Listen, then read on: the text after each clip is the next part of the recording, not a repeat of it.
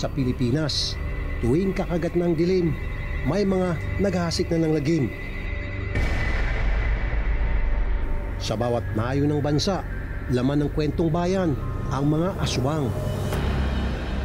Ayon sa mga alamat, sila mga nilalang na naghasik ng kadiliman at kasamaan.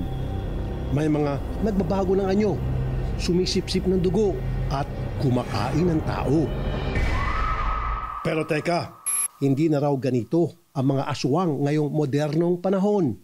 Hindi na raw uso ang mga nakakatakot na aswang. Ang iba kasi sa kanila, harmless na. Isa na riyan si Glory Jane, ang tinaguriang modern-day aswang ng San Pablo, Laguna. Pagdating daw sa kanyang pagiging aswang, siya ay loud and proud. Pero kung hindi nakakatakot, ang usapin tungkol sa mga masasamang elemento ay nagiging biro o katatawa na lamang. Hindi, kasi kung meron man, ay gunting na makasurvive sa panahon ngayon na modern na. Hindi, kasi kwento-kwento lang yan ng mga matatanda noong unang panahon para matakot at sumunod yung mga bata sa kanila. For me personally, di ako naniniwala sa aswang. Ngayong tumatanda na ako. Pero nung bata ako, sobrang takot ako sa aswang. Ngayon, siguro sobrang wala na akong time para mag-observe around me. So parang nawalan na lang ako ng kinakatakutan, kundi mag-fail na lang talaga sa grades. Yun lang. Wala na halos naniniwala na posible pa silang mabuhay sa modernong panahon. Pero ayon kay Glory, siya raw mismo ay may mga nakakausap pa rin na aswang katulad niya. At hindi na raw sa mga bundok nakatira. Ang difference kasi, ang aswang pag pinuntahan mo, may silong sa ibaba, malansa ang bahay, nasa tuktok ng bundok, walang kapitbahay. Sa ngayon kasi ang aswang ay bihira, nakakondo. Yung pinuntahan kong aswang nakakondo. Sabi niya makabago daw siya at saka siya daw yung rich na aswang. 9 na taong gulang pa lang daw si Glory. Alam na ng kanyang mga magulang na siya ang susunod na aswang ng kanilang angkan.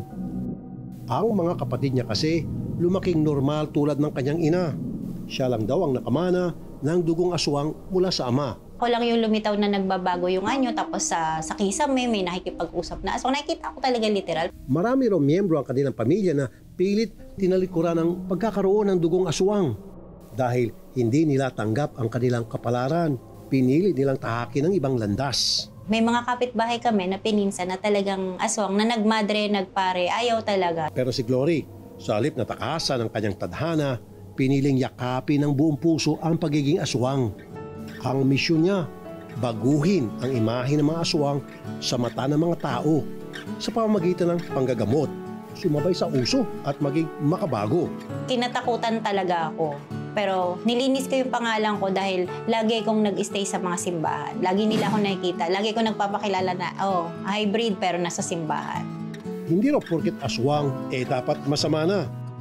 Ayon pa sa kanya, mas maganda pa sila kumpara sa mga normal na tao. Pero saan nga ba nagsimula ang paniniwala natin mga Pilipino sa aswang? Ayon sa public historian na si Xiao Chua, bago pa man dumating ang mga mananakop sa bansa, ang mga aswang sa Pilipinas ay nanggagamot na gaya ni Glory. Sila ang mga babaylan. So yung babaylan, isa siyang babae, minsan lalaki na nagko-crossdress, na ang ginagawa niya ay siya yung manggagamot ng bayan. So yung traditional na hilot, actually doon siya nanggagaling. Ito raw ang tinuturing na doktor ng bayan noon. Mayroon silang sinusunod na ritual sa panggagamot. Pagdating ng mga Espanyol, nabigyan ito ng ibang kahulugan. Ikinabit daw ng mga mananakop at mga praile ang pagiging aswang sa mga babaylan.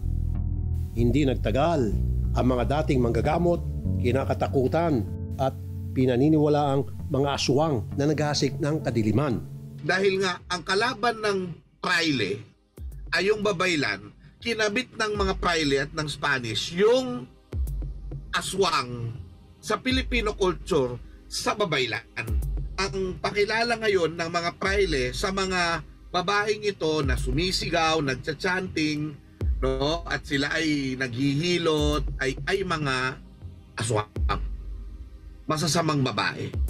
At doon nagsimula yung ino-ostracize yung mga hilot, yung mga babaylan, na-ostracize sila at naging kumbaga nagkaroon ng pagbabago doon sa role nila sa lipunan. Para naman kay Father Abe Argañosa ng Good Shepherd Cathedral, ang aswang ay kwentong kutsero lamang. Nag-umpisa ito sa mga kwentong kutsero ng ating mga magulang na para takutin ang mga bata, para wag lumabas ng gabi, na kinikwentuhan na nakakatakot para sa ganon ay manatili sila sa loob ng bahay. Kasi kung ating pag-aaralan, ang lahat ng bansa halos, lahat ng kultura, lahat ng kasaysayan, merong matinding paniniwala dito. Alam mo, sa Western countries, meron sila mga vampira, may mga werewolves, mga ganyan, may mga Count Dracula. At sa atin naman dito sa ating bansa, aswang.